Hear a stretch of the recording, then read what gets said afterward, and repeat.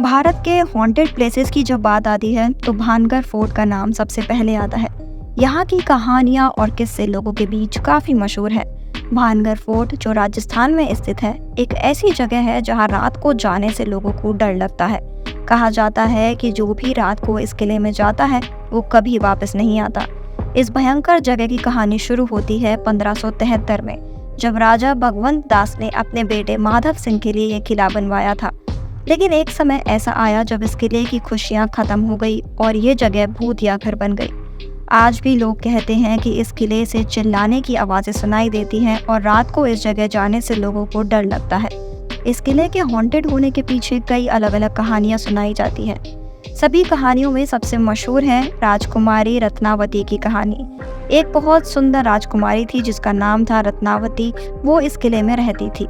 उसकी सुंदरता के चलते कई राजकुमारों ने उससे शादी करने की कोशिश की थी, लेकिन राजकुमारी ने किसी के भी प्रस्ताव को स्वीकार नहीं किया था। एक दिन राजकुमारी अपनी सहेलियों के साथ बाजार गई थी और वहाँ एक इत्र की दुकान पर रुकी थी। वहाँ से उन्होंने इत्र खरीदा। वहीं एक तांत्रिक की नजर राजकुमारी पर पड़ी, जिसे सिंधिया नाम से जाना जाता था और वो तंत्र मंत्र और काला जादू करने में माहिर था। उनकी सुंदरता को देखकर सिंधिया राजकुमारी पर फिदा हो गए और उसने सोचा कि वो राजकुमारी को अपने वश में करके ही रहेगा। इसी इरादे से सिंधिया ने राजकुमारी के पसंदीदा इत्र की बोतल पर तंत्र मंत्र किया और उसे धीरे से वहां पर रख दिया। पर राजकुमारी ने उसकी चाल को देखा नहीं और इत्र की बोतल लेकर अपने किले की तरफ चली गई। तांत्रिक ने राजकुमारी का पीछा करना शुरू किया। जब राजकुमारी थोड़ी दूर पहुंची, उसकी एक सहेली ने बताया कि एक अनजान व्यक्ति ने इत्र की शीशी पर तंत्र मंत्र किया हुआ है। सहेली ने इत्र पर काला जादू करते हुए सिंधिया को देख लिया था, लेकिन दुकान में डर की वजह से कुछ बोली नहीं। जब राजकुमारी को पता चला काला जादू के बारे में, उसने इत्र की शीशी एक बड़े से पत्थर पर दे मारी। शीशी टूट गई और सारा इत्र पत्थर पर बिखरा। उस पत्थर में काला जादू आया और वो खुद ब खुद तांत्रिक की तरफ बढ़ने लगा। तांत्रिक ने इत्र पर ऐसा जादू किया था कि जो भी उसको लगाता वो खुद ही तांत्रिक की तरफ खिंचा चला जाता। पत्थर ने तेजी से उस तांत्रिक को कुचल दिया, जिससे उसकी मौत हो गई।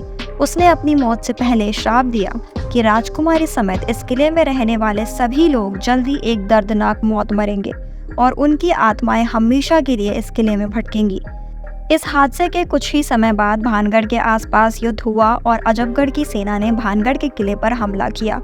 किले में मौजूद हर व्यक्ति को मौत के घाट उतार दिया गया। उस नरसंहार के बाद से ही ये किला भूतिया स्थल बन गया, जहां पहले मारे गए मासूम लोगों की आत्माएं किले के अंदर ही भटकने लगी थी। भानगढ़ के आसपास रहने वाले लोगों ने अपनी बस्तियों को छोड़कर दूसरी जगह पर रहना शुरू कर दिया। देखते ही देखते ये किला और उसके आसपास का इलाका पूरी तरह से वीरान हो गया। इसके अलावा भानगढ़ के भूतिया होने के पीछे एक और कहानी भी बताई जाती है। जब ये किला बनाया जा रहा था, तब उसके जमीन के पास ही बाबा बालकनाथ नाम के एक साधु रहते थे।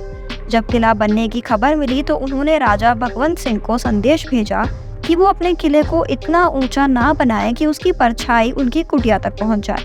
राजा ने बाबा की बात को गंभीरता से नहीं लिया और जब किला बनकर तैयार हुआ तो उसकी परछाई बाबा की कुटिया तक पहुंच गई। बाबा ने परछाई देखकर गुस्से में आकर किले को तबाह कर दिया। भानगढ़ पूरी तरह से तबाह हो गया और लोग ये मानते हैं कि इस किले की हालत बाबा बालकनाथ के उस श्राप की वजह से हुई। तो इस तरह से भानगढ़ एक हॉन्टेड प्लेस बन गया और आज भी यहाँ रात में जाने से मना है।